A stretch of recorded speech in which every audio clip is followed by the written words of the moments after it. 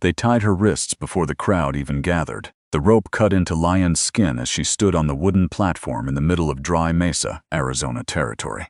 Dust lifted in slow spirals around her boots. Men laughed. Someone spat near her feet. The sheriff raised his voice. "She thinks she's a man," he shouted. Walked into town wearing trousers like she owns the place. A ripple of cruel amusement moved through the square. Leanne kept her back straight. Her black hair, long and heavy, had come loose from its tie. It rested over her worn wool coat, the fabric frayed at the sleeves. Beneath it, her woven hanfu tunic clung to her ribs, damp with sweat from the afternoon heat. She did not lower her eyes. "If you are watching this, remember something. A person can be bound by rope, but not by shame." The auctioneer stepped forward. $20, he called. "Who'll take her and teach her how a woman ought to dress?" Leon's breath stayed slow, in out.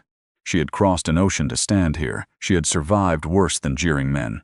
"30, someone shouted. 40, coins clinked, boots shuffled. She looked at the faces below her, red cheeks.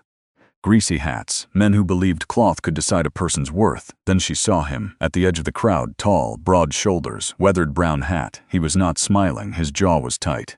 50, the saloon owner barked. Leanne's wrists burned as she flexed against the rope. Her trousers were plain canvas, practical, strong enough for riding long miles without tearing skin. That was her crime. 100, the tall cowboy said. The crowd stilled. Even the wind seemed to pause. The auctioneer blinked. 100, he repeated. The cowboy stepped forward. Dust coated his boots. His eyes never left Leanne. 100, he said again, and no one goes higher. Silence stretched. No one wanted to spend that kind of money on a woman who would not bow. The gavel struck wood. "Sold!" Leanne did not smile. She did not soften. She watched him approach as if measuring distance. The sheriff cut the rope. Blood rushed back into her hands in sharp pulses. "What's your name?" the cowboy asked quietly. She rubbed her wrists. "Why does it matter?" "It matters to me." His voice was steady, not loud, not claiming. She studied him. His face was lined from sun and wind. His shirt was clean but patched at the shoulder. No gold rings, no perfume, no hunger in his eyes. "Leanne," she said. "Name's Caleb Turner." The sheriff thrust papers at him. "Sign here, she's yours." Caleb signed without looking away from her. Then he turned to the crowd. "She can wear what she wants with me." The words did not explode. They landed, heavy, clear. The saloon owner snorted. "You'll regret that." Caleb's hand rested near his holster. "Not today." The crowd broke apart slowly, like a storm passing. Leanne stepped down from the platform herself. No offered arm, no guiding hand. Caleb did not try to touch her. "Your horse?" he asked. "Stable." They walked side by side through town. Whispers followed. At the livery, Leanne found her gray mare still saddled. She checked the saddlebag quickly, her small account book, her extra tunic, her sewing kit, all there. "My rifle?" she asked the stable boy. Sheriff took it. Caleb dropped coins on the counter. "Where is it?" The boy swallowed. "Office." They rode there in silence. The sheriff hesitated when Caleb asked for the rifle. Caleb did not raise his voice. He only looked at the man until the rifle was placed in Leanne's hands. Wood and metal felt right against her palm. Familiar, alive. They rode north as the sun sank. The desert air cooled fast. Leanne kept her rifle across her lap. Caleb did not speak for miles. Finally, he guided their horses toward a cluster of cottonwood trees near a thin stream. "We camp here." She stayed mounted. "What do you expect?" He untied his bedroll. "Nothing. Men don't spend $100 for nothing." He met her gaze. "My sister wore trousers on our ranch." Men said she forgot her place. His voice hardened. One night they decided to remind her. Leanne did not blink. He stared at the firewood in his hands. She didn't come home. The stream moved softly over stones. Leanne dismounted, unsaddled her mare, set her bedroll on the opposite side of the fire. The flames rose between them. Distance, clear, measured. "Why help me?" she asked. He fed another stick into the fire. "Because I saw the same look in your eyes." "What look?" "The one that says you won't bend." She looked into the flames. They snapped and shifted. She had left Guangdong after her father's debts swallowed their home. Work docks in San Francisco, account books in Santa Fe. She wore trousers because riding astride kept her alive. Because she would not pretend weakness to comfort strangers. "I can pay you back," she said. He shook his head. "Or you could work for it." Her eyes lifted. "I need someone who understands numbers," he continued. "My ranch books are a mess. You assume I stay. I assume you decide." The fire cracked. Night settled dopper. Coyotes cried in the distance. Leanne wrapped her coat tighter. Caleb turned his back to her as he lay down. A small gesture, clear, no watching, no testing. She kept her rifle near her hand. Her breathing slowed. The desert sky stretched wide and cold above them. For the first time since stepping onto that auction platform, her shoulders lowered, but her eyes stayed open. Because somewhere behind them, in that town, Someone had watched the bidding too carefully, and men who lose money do not forget. Caleb woke before dawn. Leon was already sitting upright. Her rifle rested across her knees. The sky held only a thin gray line along the horizon. "You don't sleep much," he said quietly. "I sleep enough." Steam rose from the small tin cup he handed her. The coffee was bitter, strong. They packed in silence, no wasted movement, no wasted words. As they rode north, the land began to change. Dry desert gave way to rolling grass and scattered mesquite. Leon watched everything, hills, gullies, dust patterns behind them. Halfway through the morning, Caleb slowed his horse. "You ride like someone trained you?" "My father. He a rancher? He kept books for merchants," she replied. "But he believed a daughter should know how to sit a saddle." Caleb nodded once. Nothing more. They crested a ridge near midday. Below them spread a wide valley, fenced pasture, red barn. Low cabin near a stream, smoke rising straight into the sky. "Turner Ranch," Caleb said. No pride in his voice, just fact. Leon studied it. Open ground meant visibility. Trees along the western edge offered shade and cover. 2 men moved near the barn, another rode fence line. "Who works for you?" she asked. "Hank runs the cattle. Jesse handles horses. Old Pete cooks. All loyal?" "Yes." They rode down into the yard. The men stopped what they were doing. Eyes fixed on Lion's trousers. Caleb dismounted first. "This is Lion," he said. "She'll be taking over the books." Hank scratched his beard. "In pants?" "Yes." That was the end of Caleb's explanation. No apology, no defense. Leon dismounted without waiting for help. She met each man's gaze in turn. Steady, calm. Pete spat tobacco into the dirt. "As long as she can count better than you, Caleb." A thin smile tugged at Caleb's mouth. "She can." Leon was shown a small cabin near the stream, 1 room, wood stove, rough table, narrow bed, simple. Clean, private. She set her saddlebag on the table, removed her small ledger, opened it. Columns neat, ink precise. Caleb watched from the doorway. "You keep records for yourself? I keep records for survival." He nodded. "After supper, I'll show you the ranch books." That evening she sat in the main house, ledgers stacked high, dust thick on the covers. She opened one, ink faded. Numbers crowded together without order. She ran her fingers across the page. "When was this last balanced?" Caleb leaned against the wall. "Maybe a year." She did not react. She began separating pages, sorting by date, grouping receipts. The men watched her work, at first with doubt, then with curiosity. Hank leaned over her shoulder.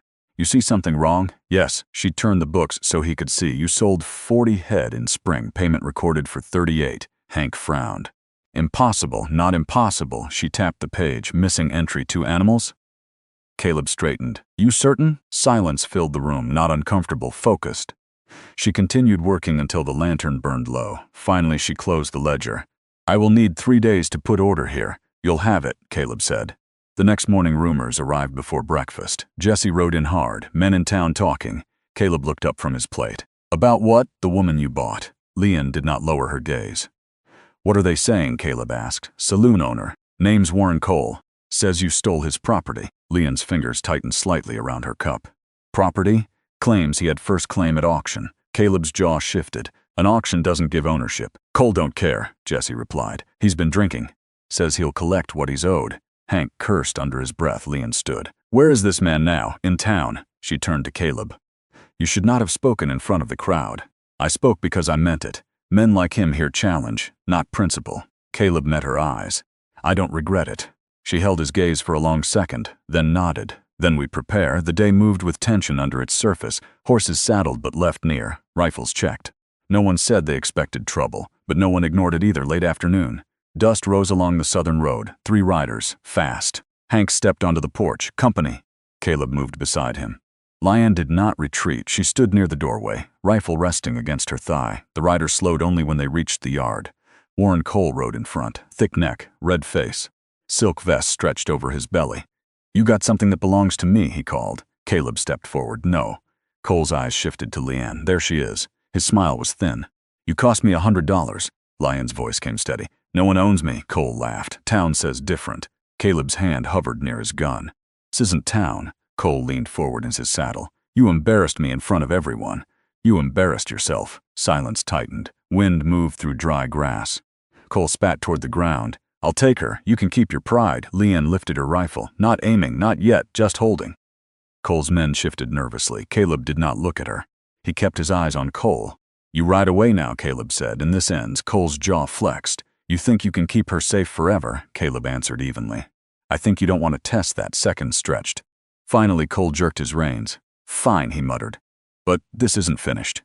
The 3 riders turned, dust trailing behind them. No shots fired, no blood spilled, but the air stayed tight long after they disappeared. Hank exhaled slowly. That man won't forget. Leanne lowered her rifle. He doesn't need to forget, she said.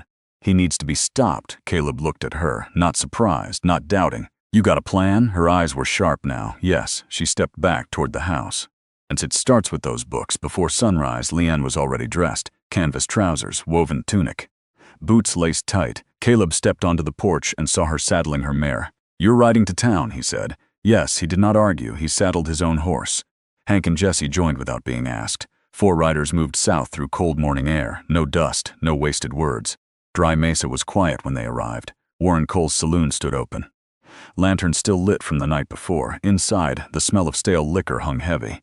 Cole sat at a table near the back. Cards scattered in front of him. 2 men beside him. He looked up as the door opened. Well, he said, the trousers came back. Leanne walked forward, rifle resting at her shoulder. Not raised. Your books, she said calmly. Bring them. Cole laughed. I run a saloon, not a school. Caleb's voice came from behind her. Bring them. Something in his tone cut through the room. Cole hesitated, then motioned to one of his men. A ledger was brought out, thrown onto the table. Leanne opened it, pages thick with entries. She flipped quickly, scanning, counting, matching dates. Cole watched her with open contempt. You think you'll find something? Yes. Her finger stopped. She turned the book toward him. 42 cattle purchased his last winter. He shrugged. So? You paid for 35. The room went still. Caleb's eyes shifted to Cole. Cole's jaw tightened. Prove it. Leanne reached into her coat, removed her own small ledger, set it beside his. 2 columns, 2 dates, 2 signatures, 7 animals, she said. Taken without payment. Hank stepped closer. That's theft. Cole pushed back his chair. You calling me a thief? I am calling you careless, Leanne answered evenly. You assumed no one would count. Cole's hand drifted toward his gun. Caleb's moved faster, not drawn, just ready. Leanne did not step back. If we take this to Sheriff Dalton, she continued, he will ask questions. Cole's men shifted again, uneasy now. You think town will side with you? Cole asked. Leanne met his gaze. I think numbers speak louder than shouting. Silence pressed heavy across the saloon. Cole looked from her to Caleb, then to Hank. 7 cattle. At market price, that was not small money. Finally, he spat on the floor. You get your 7, that covers the debt, Leanne said, plus public apology. Cole's face reddened. Never. Then we go to the sheriff. Cole's breathing grew rough. His eyes flicked toward the door, toward the street outside. Morning light spreading, witnesses beginning to gather, he understood. If word spread that he stole from a rancher, his pride would not protect him. He slammed his palm on the table. Fine, he stood, walked to the door, stepped onto the boardwalk. A few townsfolk watched from across the street. Cole cleared his throat. I accused Turner Ranch without cause, he said stiffly. Matter settled. Leanne stepped out beside him. Caleb remained inside. Watching, Cole's words hung awkwardly in the air. But they were spoken and heard. She nodded. Once, no smile, no triumph, just fact. They rode back north before noon. The wind felt lighter. Hank let out a low whistle. Didn't think he'd bend. He didn't, Leanne replied. He calculated. Caleb glanced at her. And you made sure you had to. Back at the ranch, Jesse met them at the gate. Town already talking, he said. They're saying Cole's short on coin. Leanne dismounted. He will not challenge us again. Caleb walked beside her toward the house. You planned that? Yes. You knew his pride would fold under proof. Yes. He stopped near the porch. Where did you learn to read men like that? She faced him. My father taught numbers. The docs taught men. A breeze moved her hair across her cheek. He reached out, paused, then gently brushed it back. Not claiming, just careful. You didn't have to stay, he said quietly. I know, you could ride west. No one would stop you. She looked past him toward the valley. Horses grazing, smoke rising from the kitchen, men working fence line, order, purpose. I stayed because I chose to, she said. He held her gaze. And now? She stepped closer. Close enough to feel warmth through cloth. I will continue choosing. His hand rested lightly at her waist. Question in his eyes. No demand. Just waiting. Leanne, he said softly. I don't want to own you. I would never allow that. I want to stand beside you. Her breathing slowed, steady, measured. I do not belong to anyone, she said. I know. She studied him. The scar near his temple, the sun on his shoulders, the patience in his stance. You paid $100, she said. Yes. You told the town I could wear what I wanted. Yes. She reached down, took his hand, placed it over her heart. This, she said quietly. I give freely. His fingers tightened slightly. Not trapping, just holding. I won't ask you to change, he said. I won't. I won't ask you to soften. I won't. A long breath passed between them. Then she leaned forward. pressed her forehead to his. The ranch stretched silent around them. No crowd, no platform, no ropes, just wind through grass. After a moment, she stepped back. "There will be more men like Cole," she said. There will be towns that do not approve. Yes." She adjusted her coat, lifted her chin. "And I will still wear what I choose." A faint smile touched his mouth. "I expect nothing less." Hank's voice called from the barn. "Caleb, fence line needs you." Caleb looked at Leon once more, then nodded. Duty first, always. He walked toward the barn. She watched him go, then turned toward the office.